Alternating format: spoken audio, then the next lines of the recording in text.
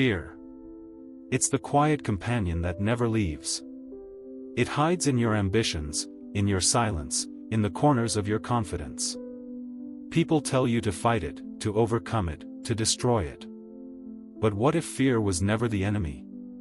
What if fear was the mirror, showing you the truest reflection of what matters most? Because when you look closely, fear isn't there to stop you. It's there to speak to you. Every time your heart races. Every time you hesitate before a risk. Every time you doubt your voice. It isn't weakness. It's your soul reminding you. This is important. Fear doesn't mean you're on the wrong path. It means you found one that matters. When you were young, fear was simple. It was the shadow in your room. The dark hallway. The sound outside your window. Back then, fear protected you. It kept you safe. Alert. Alive. But as you grew older, it changed. The monsters moved from under your bed to inside your head. They learned new names. Failure, rejection, judgment, loss. Now, fear doesn't roar, it whispers. It hides behind your ambition. It wears the mask of, what if? What if I'm not enough? What if I try and fail? What if I'm seen and still unseen? We tell ourselves that fear is weakness. That courage is its opposite. But courage was never the absence of fear. It was the decision to move with it. Fear is ancient. It's older than your name. Older than your story. It's the oldest language your body knows. It speaks in sweat, in silence, in hesitation. And underneath it all, it's saying, something here matters. You fear failure. Not because you're fragile, but because you care. You fear rejection. Not because you're weak, but because you value connection. You fear time slipping. Not because you're obsessed, but because you value life. Every fear you carry is a reflection of love. Twisted by doubt, but born from meaning. Fear isn't showing you what's wrong with you. It's showing you what's right. Look deeper. Fear of failure? That's growth calling. Fear of rejection? That's connection waiting. Fear of time? That's purpose asking to be lived. Fear doesn't want to stop you. It wants to show you. It's not the door, it's the handle. Not the wall, but the window. It's the mirror saying, look at what you're protecting. And when you see fear not as an enemy, but as a reflection, everything begins to change. We try to control fear. We try to silence it with logic. Bury it under routines. Drown it in distractions. But fear doesn't vanish through avoidance. It grows in the silence between your denials. You tell yourself, I'm fine. I'll handle it. It doesn't bother me. But it does. Because every time you deny fear, you deny truth. And the truth is simple. You can't control everything. Not outcomes. Not opinions. Not time. The more you grip control, the more fear tightens its own hold. So maybe the goal isn't control. Maybe it's surrender. Surrender doesn't mean giving up. It means letting go of what was never yours to hold. The only thing you can truly control is how you face the mirror.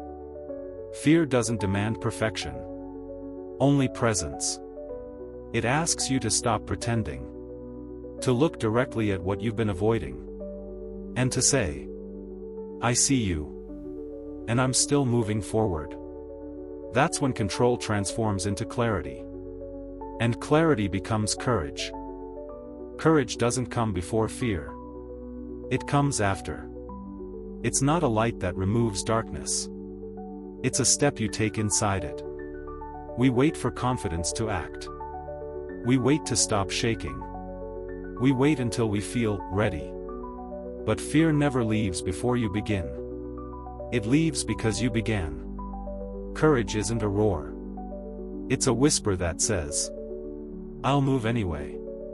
Every act of courage is an act of listening. Listening to fear. And deciding that meaning is worth more. You don't conquer fear. You coexist with it. You walk with it through doors of uncertainty. Through the unknown.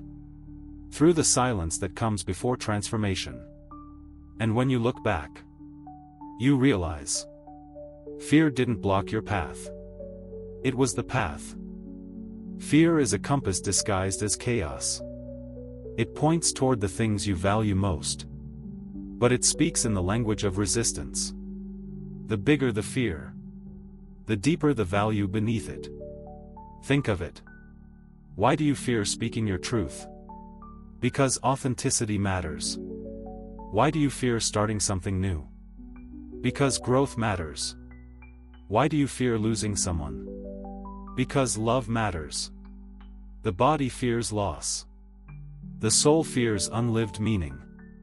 Fear isn't there to say, "Stop." It's there to ask, "Will you still move, even when it matters?" Courage isn't blind. It's intimate with fear. You can't build a meaningful life without walking beside what scares you. So listen. Every fear is saying, "This is where you come alive." The greatest fear is not of failure, but of wasted potential.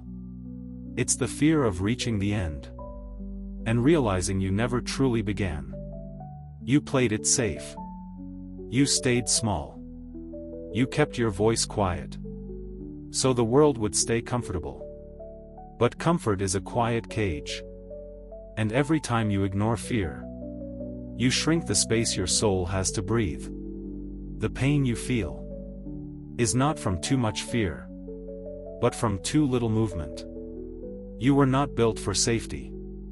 You were built for becoming. And fear, that pulse in your chest, that tremor in your hands, is proof that something inside you is waking up. You are meant to live in rhythm with what scares you. Because that rhythm is the heartbeat of change. There comes a moment when you stop running. When you stop trying to outrun the things that haunt you. Because fear doesn't chase you forever. You carry it until you turn around and face it. And when you finally do, you realize it's smaller than you thought, quieter than you imagined, kinder than you believed. You see that it was never a monster. It was a messenger. Fear doesn't say, "Don't go." It says, "Go carefully." It says, "Go with awareness." It says, "What's here matters, don't waste it." And when you listen without judgment, you learn to read fear like a map. A map that leads you back, not away, to yourself.